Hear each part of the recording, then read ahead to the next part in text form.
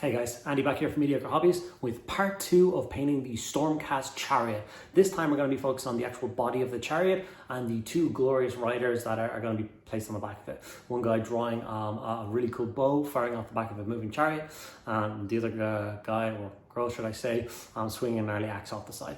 So we're going to get those done today, and yeah, stick around to the end of the video and see how it turned out. Bye. So here's a sneak peek of what we're going to achieve in this video. So it starts off with this. I have primed all of the parts black.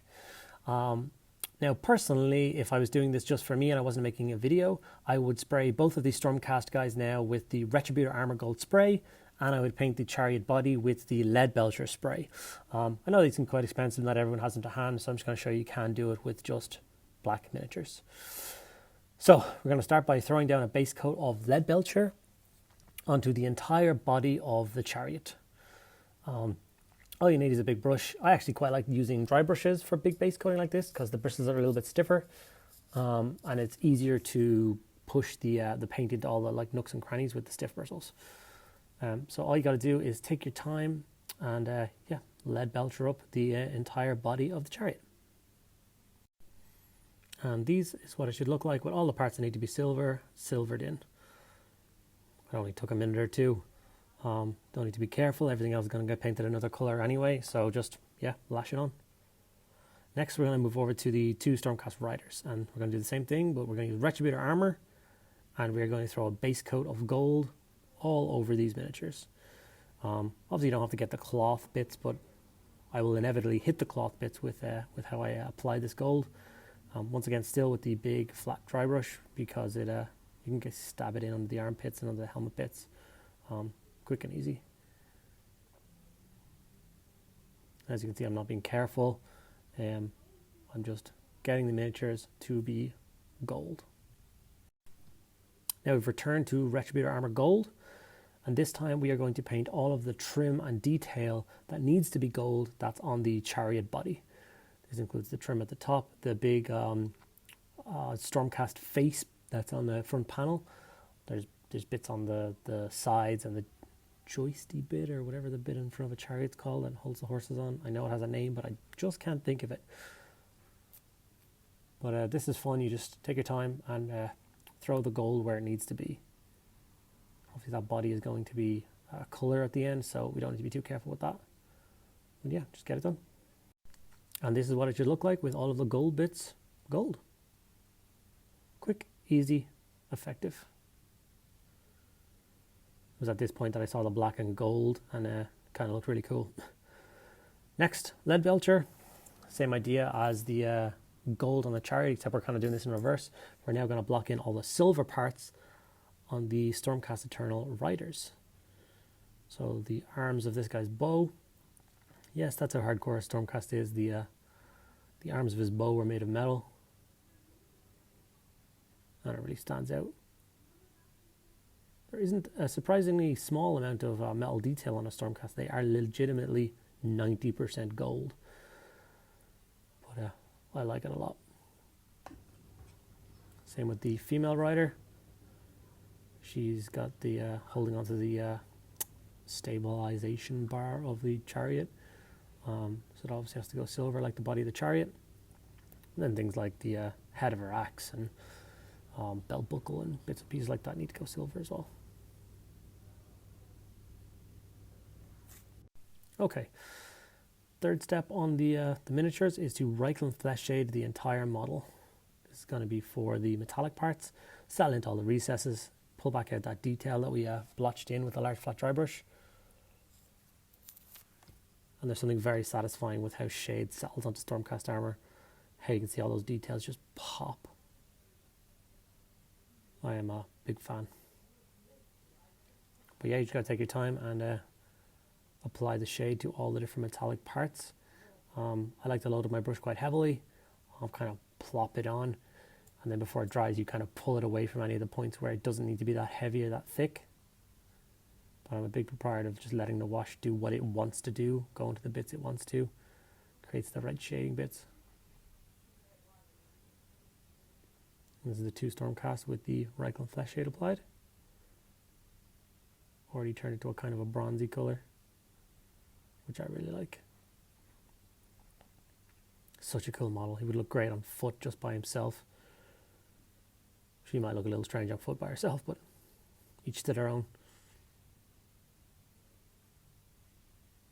We're going to repeat this process with Reikland Fleshshade again on all of the chariot parts. When I say all of the chariot parts, I just mean the gold parts. We will be throwing a different color shade over the metallic parts. Once again, I just love how the face pops and all the detail just shows up with the shade. And then around the body.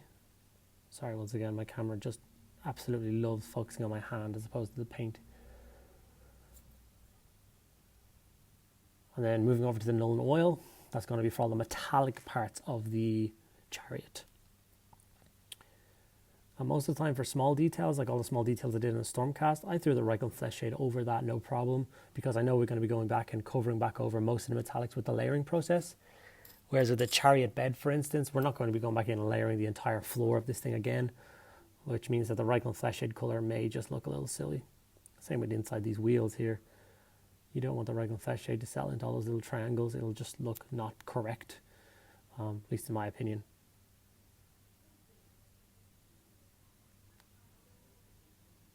So yeah, just take your time. Make sure you don't miss any bits and pieces. If you rush this process, you will see the miniature dry and then notice all the little spots that you didn't get done. Okay, now that the wash is dry, we're going to go back onto the dry brush stage of the two riders. As you can see, I started with the Liberator Gold, and we are just going to give it a light dry brush all over the armour, just to catch the edges and bring a bit of colour and a bit of life back into the armour. Apologies once again, I know that's not particularly helpful. There you go, back into focus on the miniature.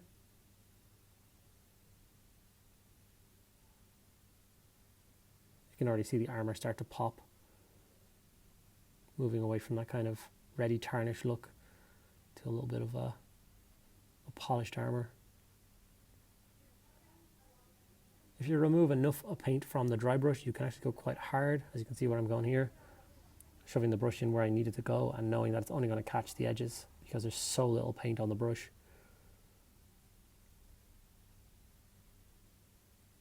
All those sharp edges just catch whatever's left on the brush. And I'll just keep quick side by side. See the difference?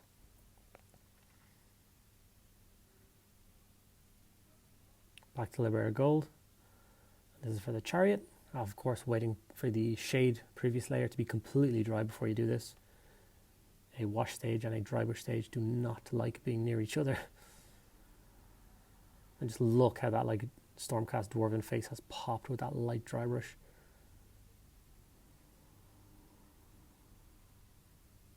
It's where I spent a lot of time on it. But this video can attest that I have not.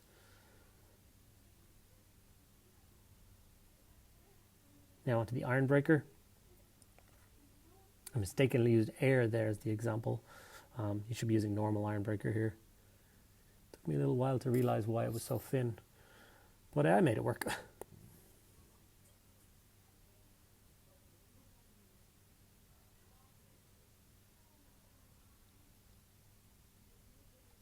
This is the bit I was talking about with the dry brushing. I'm only trying to catch kind of the edges of the chariot and leave the working parts inside. Using the circular motion to do a little bit of the flat areas, but if it was a Reikland Fleshshade over that, you would still be seeing this like weird skinny pink color over the metallics, which just wouldn't have worked.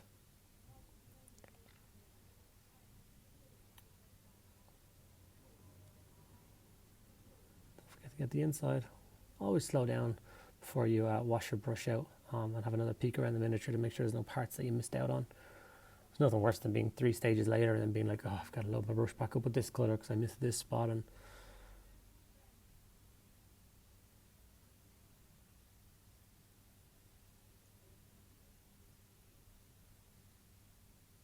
it is such a cool design of a chariot. It's so sleek. You get that real dangerous feeling from it. Cool, Runefang steel layer. For another dry brush across the armour. This time lighter again and only trying to catch the raised areas that the sun will catch. So you can see how unlike the previous one where I was just shoving the brush in wherever I needed to go, This time it's a very slow, very gentle dry brush.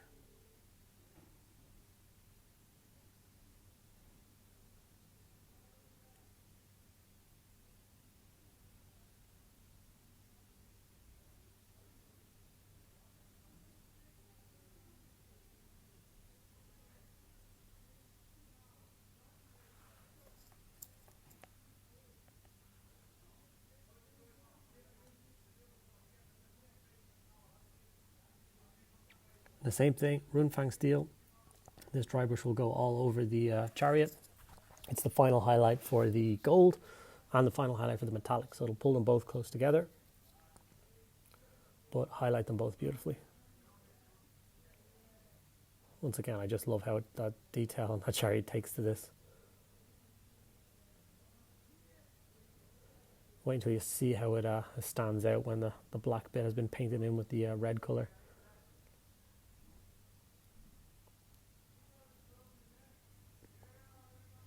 Now it's on to Black Templar Contrast. And what this is for all of the gaps in between the armor panels, that kind of leather undersuit that they will wear.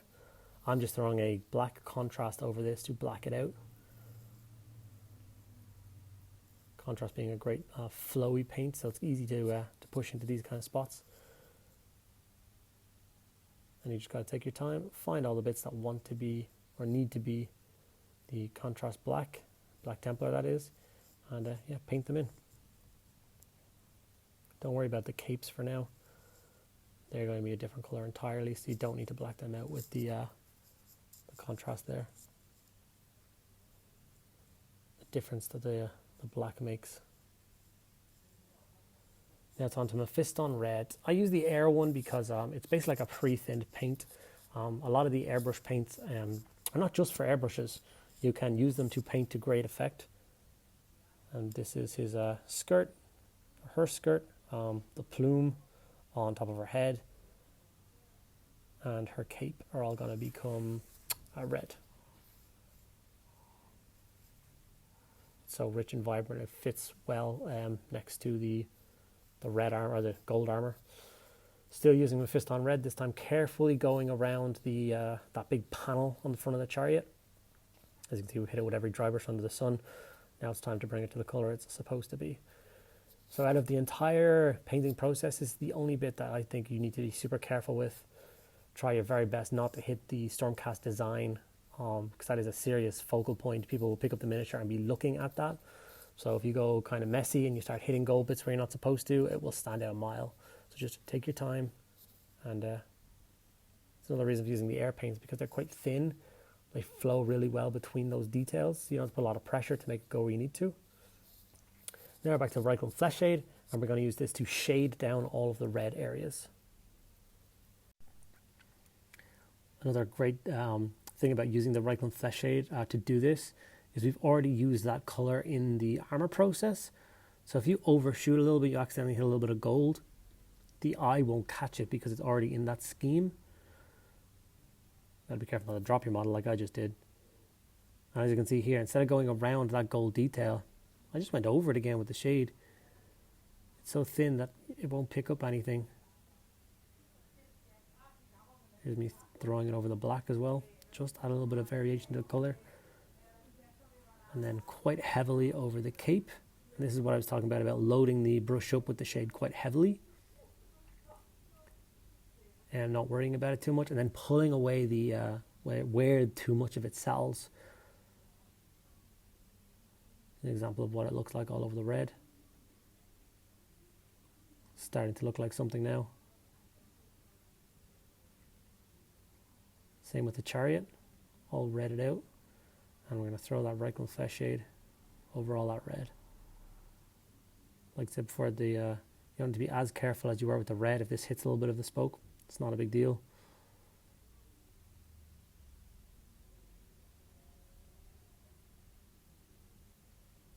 Just adding that little variation to the colour. Okay, now we're going back to the Mephiston Red Air. And this is just to add a small generalized highlight to the miniatures on the red bits. And you'll see I don't go crazy here, just as the cloth is lifted up by her legs. Just a little touch of red on that bit. In the bit in the middle, darker red. Touch on the shoulder pad. Raised bit at the top. And the little bent bit at the end. And that's it. Not going to worry too much about going around the symbol. Once again, I apologize for it focusing on my hands. If I could somehow make my hands not be in focus of this video, that would be great. And the same thing with the cape. We're just going to add a small touch of red. And all you want to do is go for the bits that are kind of facing the sky. So bits where the light is going to hit the top of the cape is where you want to add the highlight. Usually I'm not big on things like highlights. Usually dry brushes are enough for me. But a piece like this chariot is going to get picked up and held, so you want to just put that little bit extra effort in. Going back to silver just to highlight the silver bits. Once again, not going crazy. Just a few kind of stippled effect. Anywhere where there's a bit of metallic that's still darkened out a little bit too much by that Retributor Armour, the Reikland Fleshshade wash, which I want to pull it back onto the silver spectrum. That includes her handle. As you can see, we're going to have to cover up most of this because it's so stained from the shade.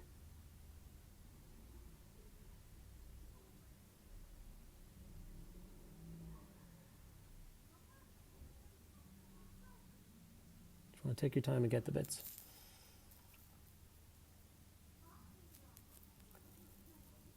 We're nearly there now. On this guy here, anywhere that there is metallic, just a little touch of that silver just to make it pop again. His bow is obviously going to be one of the focal parts of a miniature. Miniature as a whole, people are going to be looking at it. On to Screamer Pink. This is just for a few details. This is the handle of her axe. And the little handle on his bow. It's just some sort of generic rule that Stormcast have Screamer Pink handles for all their weapons. It's been there since Age of Sigmar 1, so I've just continued on the tradition. It's one of those factors that ties in my entire Stormcast army together.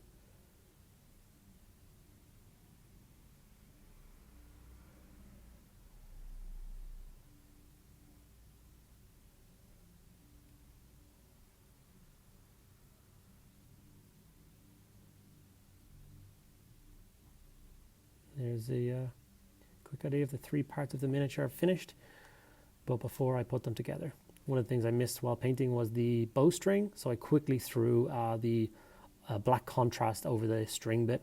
I should have done that when I was doing the underglove bit on the miniatures, so just be aware if you're painting this and you have the bow option on the model, I threw black contrast over it. And here's the finished chariot. This is putting part 1 and part 2 of the video together. So this is what it looks like as a whole. I'm super pleased with how this turned out. I'd be super proud to put this on the table, have it race across on fighting the enemies of Sigmar. I'm definitely going to do a second one with the spear option because I had so much fun doing this one. And there we have it, guys. We finally got to see what all of the components of the chariot put together as one miniature look like. I'm super pleased with how it turned out. I cannot wait to have this thing charging across the battlefield, doing some damage, and looking really cool. If you guys enjoyed the video, like always, please think about subscribing to the channel. Dropping a comment below if you have any questions, you want to ask me anything. I'll do my very best to answer everything. Drop the video a like. See you guys in the next video. Bye. The plan is simple. We paint them all.